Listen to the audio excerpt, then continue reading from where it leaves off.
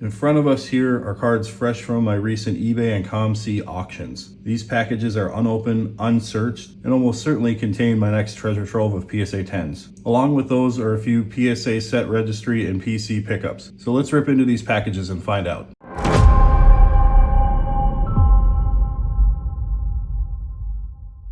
Hey, how's it going YouTube? It's Ian back with Good Form Sports Cards. As the intro indicated, we're going to rip into these packages here. While I'm going through those, I'll break down exactly what I paid and why I bought each card and what my long-term plan for that card is, whether to keep in my PC, add to my registry set, grade, or just resell raw. So we'll get started.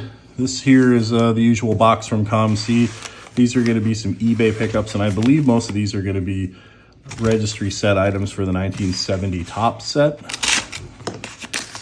Buying was a little slow for me of late, so I was looking to see if there was any set breaks or anything on eBay. I found a few, was able to get some good prices on some of the commons I need for the set, so go through those quickly.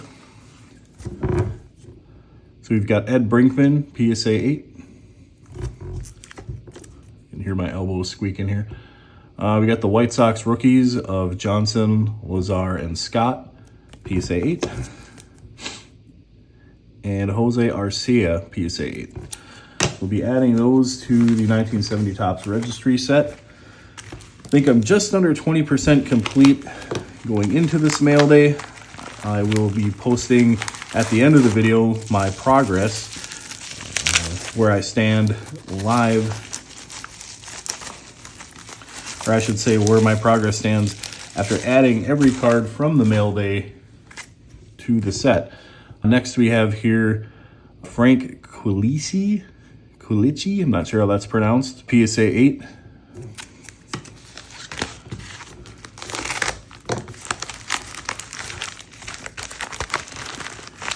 Wow, this thing's packed pretty good here. It's got the bubble mailer and the cardboard and the painter's tape. It's a pro. This is a pro here. All right, so we've got the PSA 8 Clayton. I'm gonna give this a try. Dalrymple, Clayton Dalrymple, PSA 8. Adding him to the set.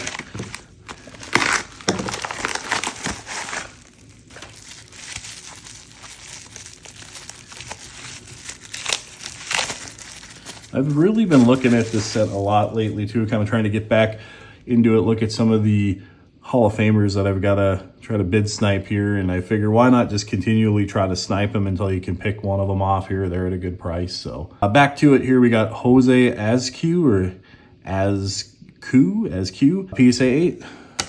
And for those that may not be familiar with this 1970 top set, I'm trying to assemble the entire set in PSA 8 or better. And my target for the commons is all-in cost of $20. Usually the cost to ship is around $4 or $5. So typically I'm picking these cards up with a bid amount of about $15 or less. Next here we've got Bob Berta, number 357, PSA 8. And last of these here, this should probably be the end of the registry cards I was picking up. It'll be fun to get these scanned in and added to the set. I'm gonna pull this off camera here, wrapped it in my invoice, and there we go. All right, Clint Blefari. This is a PSA 8. Nice clean copy here. So there we go, just a quick recap. Looks like we've got 8 slabs, and I should have been posting the prices as I went through there for you. Next up here, we've got a COMC box. These are my recent auctions, and I opted to pay for them through eBay rather than through credits because I had some big cards in here that I didn't want to pay the markup for paying in credits. If that doesn't make sense to you as far as why it would cost more for me to pay in COMC credits than it would to pay in cash on eBay, I urge you to watch my upcoming video after this that will be posted about a week after this video, be in regards to everything buying on COMC. That'll be the part 2 of my COMC tutorial. Where I left off before was just basically getting set up on the site. And my next video will be all things buying. So it's going to be buying on the site, buying through auctions, when it makes sense to do so, and all that good stuff. So anyways, I'm going to rip the slips out of all these real quick. So that'll take a few seconds for you. It's going to take probably a few minutes for me. And I will see you in a sec. Okay, and we're back for the grand finale here. Got just a little stack of cards here from COMC to go through. First here we've got the Goodwin Champions. This is a Leanne Wong on-card auto. And Leanne was alternate for this year's, I believe it was this year. I think the Winter Olympics was either earlier in 2025 or late 2024. But anyway, Leanne was an alternate for the team there and really good gymnast. Been a part of Team USA for a while. So proud to pick this up. Picked it up for pretty cheap. Got a Nolan Arenado. This is the Topps Heritage Chrome Refractor. This one looked really nice and centered. That's usually the issue with these ones, is the centering and sometimes the back corners. This one is numbered to 568. And we'll just have to check it out. This might be a sneaky one to grade. So I'm going to try something new on this mail day here. I've got the pricing up here as I have been doing, but I've also tried to capture what I've found while reviewing for grading, just so I could be as absolutely transparent as possible. So here, this Nolan Arenado card was actually in really good shape, and the design here is kind of busy. If you see from the outside, it actually is very kind of convoluted here, but there's just a little bit of scratches here at the top, and it looks bad in this picture, but that's just because I've got it caught in the right light. But these were very, very hard to see. This is basically taken with my phone angled in the light and then zoomed in quite a bit. So it is really tough to see with the naked eye.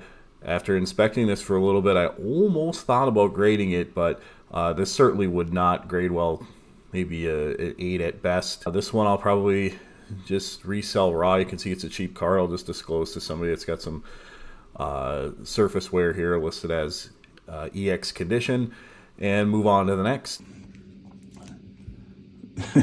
The Noah Fafita, I think this is the Ray Wave. No, this ain't the Ray Wave refractor. I'm not sure exactly. This is maybe the Shimmer. This is the Bowman First, and I like to pick up quarterbacks that I think may get drafted at a good price. This one I picked up for like $1.50, maybe less. So that's one that's just going to be throw it in a box and hold it. if he amounts to anything, like I think he might, then we can sell that one for a profit here in a year or two. Neka Agumake. This was not an on-card auto, it's actually a sticker auto, but it looked super cool. This is back in the Sparks, but look how good that signature is. Like, how many people take the time to really write their signature like that? Like, that's one I'll definitely send in. It is a Prism. I think it's non-numbered, but it just looks so cool. It kind of looks like a gold, but what a great signature. So happy to pick that up. That's a PC card. We got a Tom Brady Donruss Red press proof. This is a photo variation though, so it's a little more rare. And these press proofs are, like, they're usually really clean, but they're really tough to gem, if that makes sense. There's just the slightest bit of chipping and whiteness that shows on the front, but the back is usually pretty clean. So we're going to check this one out, see if Tom is worth grading. Okay, now we've got the Tom Brady press proof photo variation. Pick this up for just $1.04. That's for the bid and portion of the combined shipping. It's a really, really good price for Brady parallel, really, of any set. And initially it looked pretty clean, and with these Donruss press proofs, this is typically the case. They're paper cards. They do have a little bit of a gloss finish here. It's kind of like the Topps papers, similar to those. And the back is really easy to get because it's white all around edges and corners. So it's really about the front, and the front is what presents, and that's really what the graders hammer on you. Is if you have white showing on any corners, you might be able to get away with it on the back, but you're definitely not going to get away with it on the front. And this is what we've got here. I've tried to get it in each of the corners. This would be your top left front, top right front, so on and so forth. You can see there's some whitening here, and it's obviously very zoomed in. I mean, we're down to the millimeters here, and it's very little, but the closer you get, let's see if I can get this into screen here for you, but it is there, and then we can see over here it kind of pixelated as I got in, but there's definitely some paper loss here in the top right corner. And then down in the bottom is where we really had some problems. This one wasn't too bad. It's just a little bit over here. But where it got really nasty was over here. It's maybe if I can get it to not be so jagged, but you can see there's some paper loss, but there's also some edge issues over here too. I'm not really sure if I lost that in trying to size it into this picture or what's going on there, but there was definitely, there we go, from far out you can see there's some whitening and chipping, and that was really the main issue. So we had the issue with this corner and this one. Obviously when you're zoomed in this close where you're just fractions of millimeters, it's probably possible you can still get a 9 on this. This one I would probably give it an 8. It just wasn't an incredible card. Otherwise, the surface had no scratches, dings. The back was really clean. Just really came down to a little whitening on the corners. The good news is the card is still absolutely near mint or better, and I'll certainly be able to sell this card probably for $5 all day long. So there's a little bit of profit in this. We'll just throw this one up for sale and make a little bit of money back. So that's just part of the cycle. If you've ever wondered about what I do with the cards that I don't grade, I buy them so low, much like this one here, that I'm able to just relist them, and even with the eBay fees and stuff, I'll probably make $1 or $2 off this card and reinvest it into something else. Here's one that I'm not sure what to do with. We'll have to see how good it looks, but look at that shimmer in the light there, how those stars go. This is the Drake Maye Donruss Optic. I believe this is just called the Stars Parallel. It looked really, really clean, like it could grade high. We're going to see if it is 10 worthy, if it's not an absolute gem. I'll probably just flip it raw here before the season starts. All right, so this Drake Maye card was interesting. Surprisingly, it was pristine. Like, the surface was great.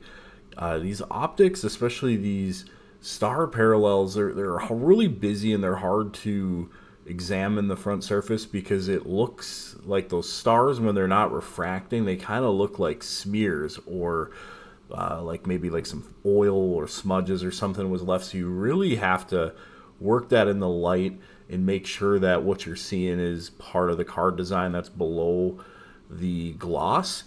And it takes a little bit of skill to kind of examine those properly, and hopefully the graders are properly trained as well, because this card, super clean, super sharp, front and back corners, nice and centered.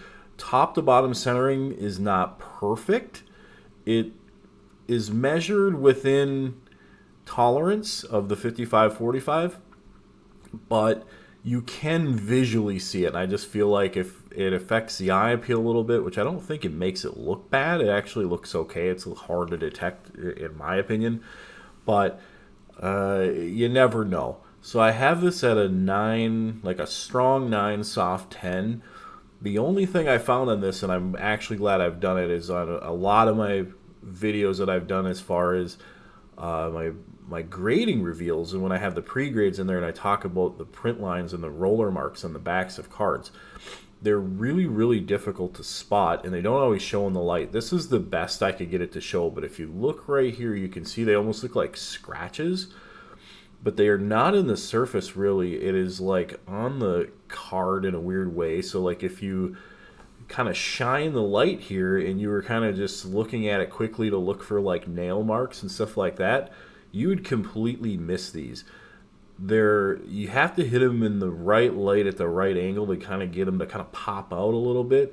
So you might look at a card 3 or 4 times and all of a sudden you just catch this. And I've found that depending on the grader, I've had plenty of 10s with like much more egregious print lines than this. I'm talking like they look like the card was just laid on a desk and like slid. Like it looks like they're scratched, but they're not. I've had cards get 10s like that. So typically on something like this, I'll sneak it in an order with a lot of 10s and I'll put it somewhere in the middle of the back. And I have a lot of success getting 10s on those. When I submit cards, and I don't mean to kind of go off into a weird angle here on a mail day, but when I do a submission, I like to put 3 or 4 of my most pristine, best cards in the front. And I know that goes against the typical strategy you hear. Typically, the advice I hear commonly given is to put your 8 or something that you know isn't good and then put a really strong card behind it, so like the grader sees that and then all of a sudden sees the bump up in quality and is more I guess the logic behind it is that they're going to give those later cards a 10. So it's almost like you sacrifice the pawn early on for the bigger cards later. I don't see it that way. I like to just, in my grading submissions and life in general, I like to display strength. I want to show strength and have my best cards up front and build confidence with the grader that I really know my cards and they can expect the stuff to be in there.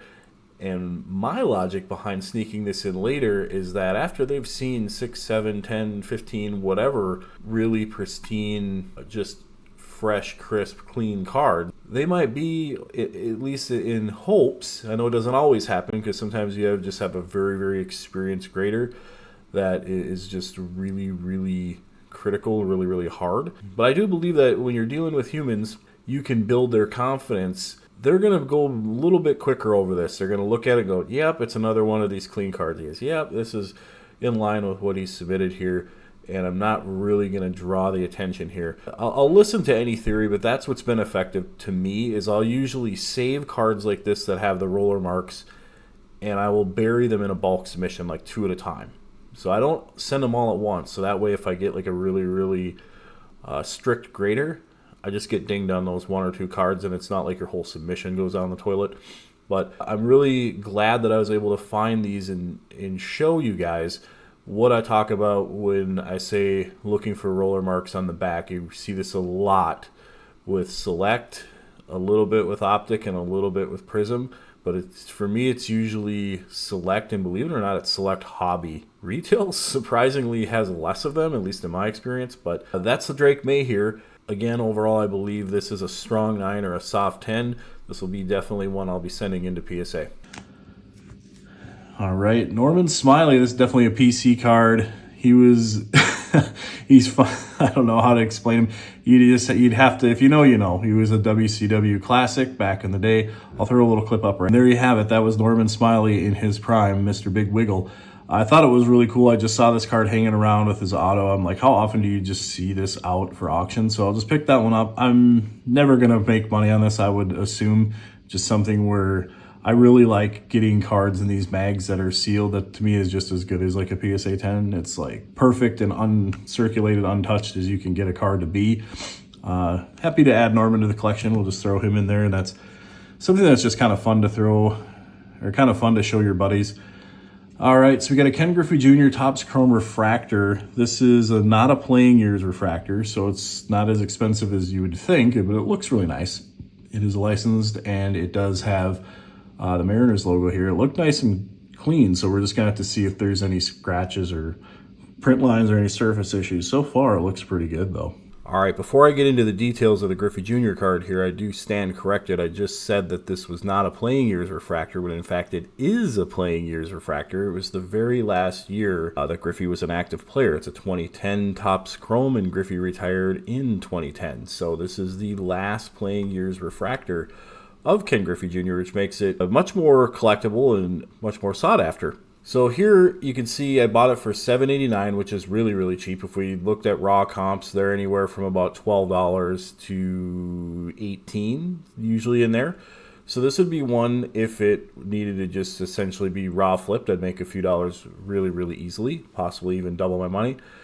So I've got the shot here from the video that you're watching just to show the shine a little bit, and the Griffey is in pristine shape. The surface is scratch free, really, really clean.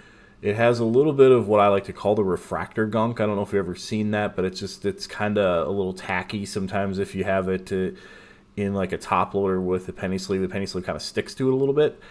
And that just comes off with microfiber cloth and distilled water. You just gotta be careful and make sure that if there's anything in that sludge, you don't smear it around in the card and kind of put any swirl marks or anything like that into it. But usually comes off really good, and there's not anything too dangerous in it. But it is worth cleaning off. Makes the card shine a lot better, and it makes your surface look immaculate. Here I have the scan from the listing itself, the COMC listing. And the reason I provided this is because it's more flat than the picture I was able to get of me holding it here. And this side right here, the right edge, if you can see, it's just a little thicker than the left. Not terrible, and it actually looks fairly square around here. And then up here is, I don't know if maybe there's even a little tilt even. I probably would have to measure it online just to find out for sure. But I feel that this would be a 9 all day long, maybe a 10 depending on where the centering falls on any given day. I did throw up these comps down here. Recent last 2 times this card in a PSA 9 sold on eBay. You can see it was $59.99 buy it now. And then $40 fixed price. And these people are snapping them up. So why this sales comp looks a little different is because I'm able to do like product searching through my store, and it is a little different than looking at recent comps. I will show that in a video how that works. It is advantageous to have a store because you don't need to go to like 130 Point or Card Ladder or anything like that to see what the fixed price cards sold for. Sometimes you will go and it looks like a card sold for 60, but then you research it and it actually sold for 30. It's not ideal how eBay is set up like that, and it can be very tricky, especially for newer people that don't understand that. Again, that's something I will touch more on and show examples on in a future video. But just for discussion purposes on the Griffey Jr. card, I wanted to throw these here because if you look that I have $7.89 into this card, and you figure door-to-door grading is going to be about $22 once you factor in your shipping, your fractional shipping that are going to be assessed to each card there and back, plus the bulk grading fee. So roughly this card will have about $30 of value or $30 invested into it. And we don't really know where the ceiling is. People have bought it at a 40, and then they bought it at a 60, and they haven't really negotiated down. People might be willing to pay even more than that. Nobody's really testing the waters. I do know that I should be able to, if I'm patient, get 60 all day long. So if I were able to sell that for $60 on eBay after the fees, after the 13.25% fees and the final value fee, it would be roughly $8.50. So if you were able to sell it at $60, that would put your take home at about $51.50, give or take a little bit.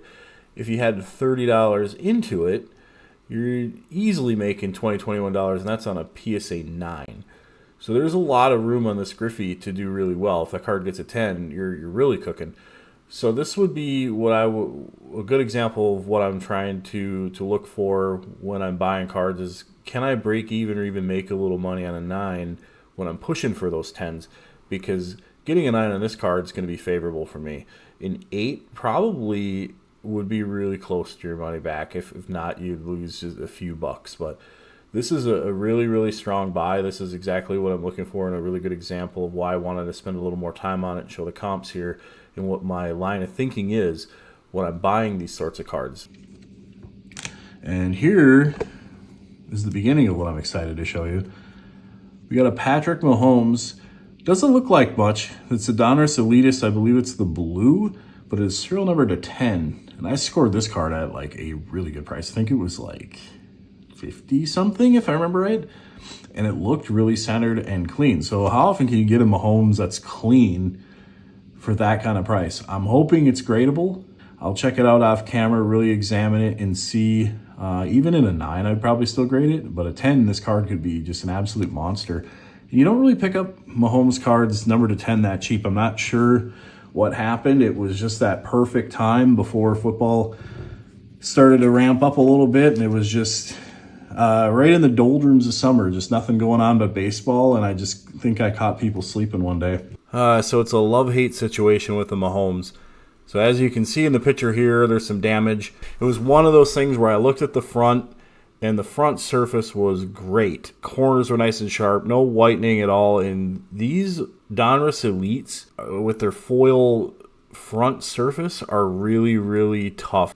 Every little nick shows in them, and for whatever reason, this card was just on point, nice and centered, perfect.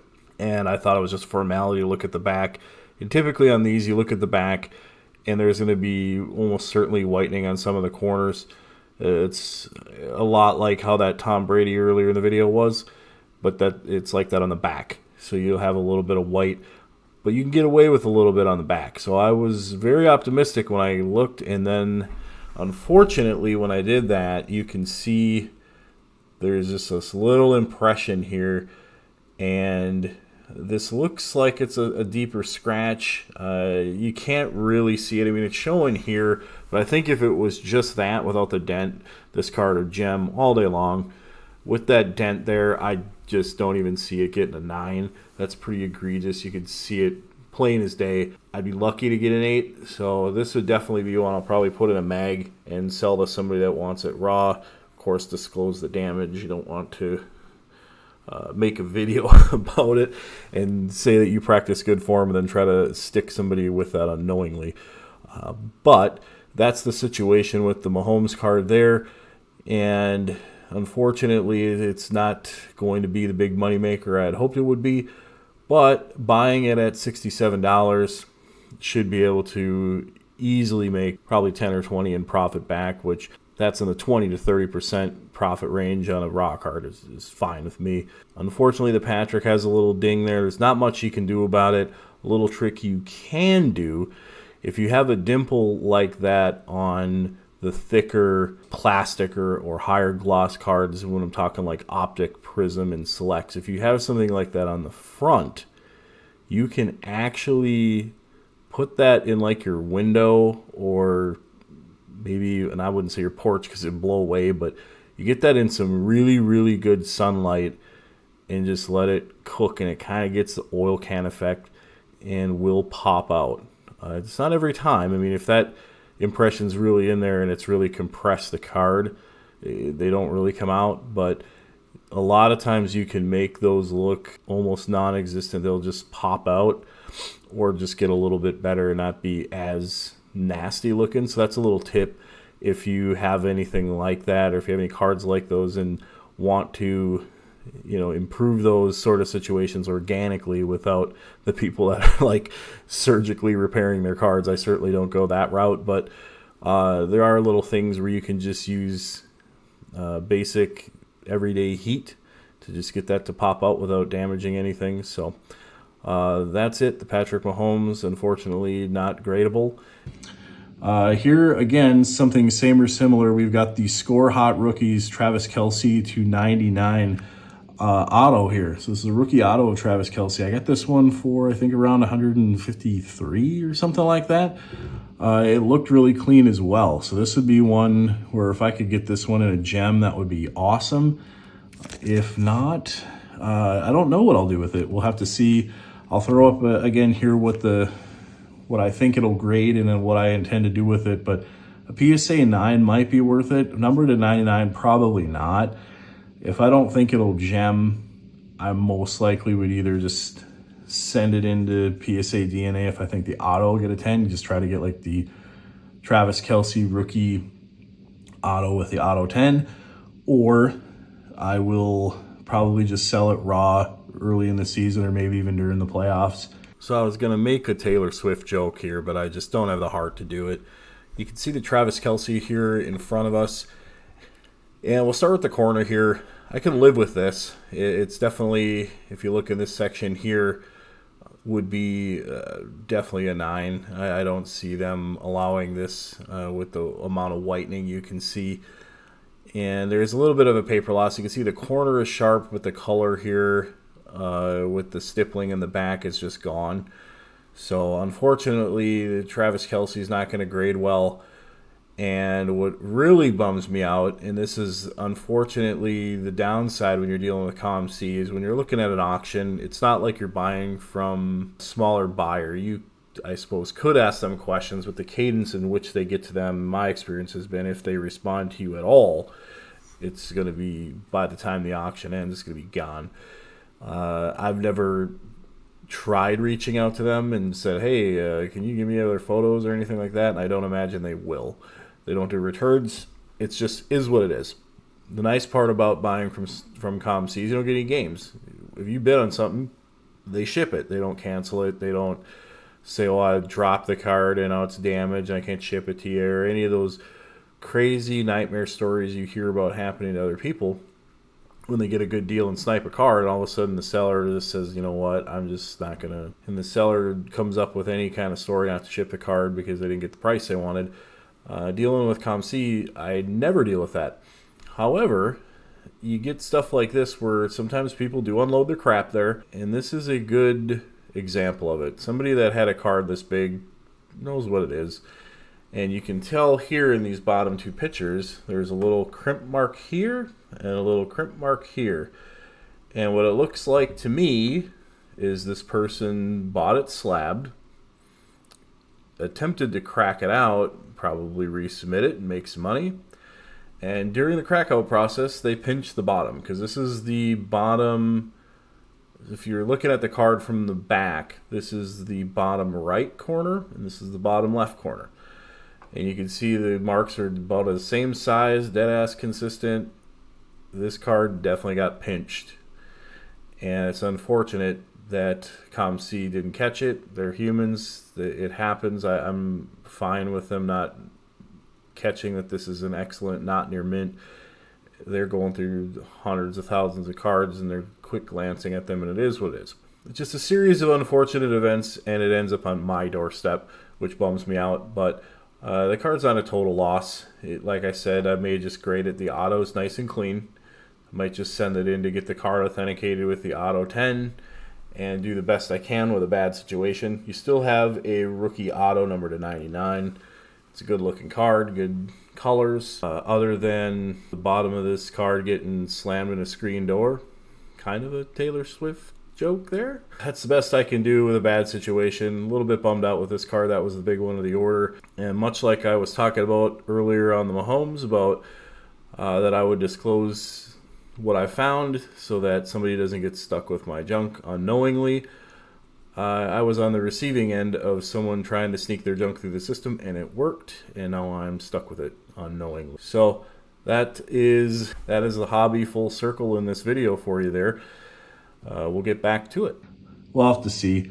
It's tough when you have a $150 card, but you have to consider the eBay fees are gonna be somewhere in the $20 range. So you really have to make a profit on that to actually make a profit. But a Travis Kelce rookie auto to 99 is always going to have value. So to me, it was a good pickup. It was definitely under what they were going for at the time, and that was in the middle of summer. So I just have to imagine when things heat up for the Kelces and for the Chiefs, that card is going to certainly have a little room to make money. But that's the mail day, short and sweet. Picked up 8 slabs here that we'll be adding to the PSA Registry set. We'll throw an update here. Now, before I get into the set completion, I'm going to go through some nonsense I had to deal with here, and this is the primary driver of why I didn't post a video last week, and it's been probably closer to 2 weeks since I posted, because I had to deal with this that pushed me back off schedule, I'd say a little over 4 days. And what that is here is you can see an email here that I had put in a request to add this certification number to my registry set. It was this along with 2 other cards. I received information that they were still associated with somebody else's registry set or in their inventory somewhere. So what happens when you run into this is this email is generated. I have to wait 3 days for them to respond. And if they don't respond, you're then prompted to upload timestamp photos of the cards in question, and then PSA reviews them and makes a determination on whether they'll add them to your inventory or not. Assuming that they do, you'll receive a secondary notification like this one here, which was completed 4 days later. So it was July 8th when I submitted the request to have it added to my inventory. 3 full days later, I was prompted to upload the photos, which I already had staged and ready because I was just ready to have this over with. So I uploaded them on Friday, June 11th. Then you can see here June 12th, I received an email from PSA that the certification or that cert number was added to my inventory and I could add those to my registry set. So here's a little screenshot of the emails, just nothing particular, just to show you the timeline. You can see I sorted by the word registry in my inbox. Here's the 3 that I requested on the 8th, and then here's the 3 approvals that I received on July 12th. I'm recording this now on July 14th. So those registry items have been added to my set, and here is what the set completion looks like currently. Now that we were able to add those 3 cards, we are now at a little over 21% completion. You can see we've got 573 that are still needed for the master set, and this base set is 720. So there's some cards that have different variations that would make it to where there's 726 unique cards to make the master set. That's what I'm going to try to assemble. So we have just over 150 cards right now, and we need 573 to finish it off. You can see the total cost so far. This is including bid, shipping, any costs that I had to get it to my door, just over the $2,800 mark. This is a real solid number, even though it looks like it's a little low compared to the PSA or what they call the APR value. The APR value is a little off. That seems to grab numbers based on recent sales, and a lot of those were the lowball ones that I bought, but it's not factoring in the shipping and the stuff like that. So sometimes I'll pick a slab off for $8.50 and it'll say the APR value is $8.50, but the shipping was $6 or $7 or whatever. So I don't pay too close of attention to this. I'm more concerned about the actual cost to build the set, of course. And even at having 153 cards so far into this number here, that's $18.42 per card. So I'm well under the $20 average. And there are cards that I paid for, like the Bill Buckner rookie, the Ernie Banks PSA 8, and some other ones that were a little higher end that went pretty substantially over the cost of $18, or I should say my target of $20. So there are a lot of really good deals in there driving that average down. So I'm real pleased with this number so far. I am pretty sure I'm not going to be able to build the entire master set at an average of $18 a card, but right now I'm just trying to kind of chip away at the volume and the cheaper cards just to get a lot of that stuff out of the way, and then I can make a more targeted attack towards the bigger cards. But that's the progress so far with the registry set. We are 1/5 of the way there, and we are just going to keep on moving along. But let's get back to the video. Letting you know exactly where we stand now. We should clear the 20% mark, and I think we're somewhere in the 150 plus cards in the set at this point, leaving roughly 550 to go. So it's definitely an uphill battle still. But then after that, just a quick recap of some of the good cards here. We've got the Kelce rookie auto to 99, Patrick Mahomes 210, the Griffey refractor, Norman Smiley, Drake Maye stars, Tom Brady press proof variation, the NECA autograph, Noel Fafita, Nolan Arenado refractor, and the Leanne Wong auto. So that concludes the mail day. I appreciate you, as always, tuning in.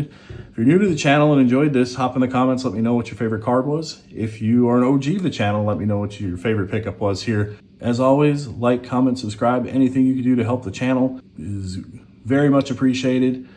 But until next time, we'll see ya.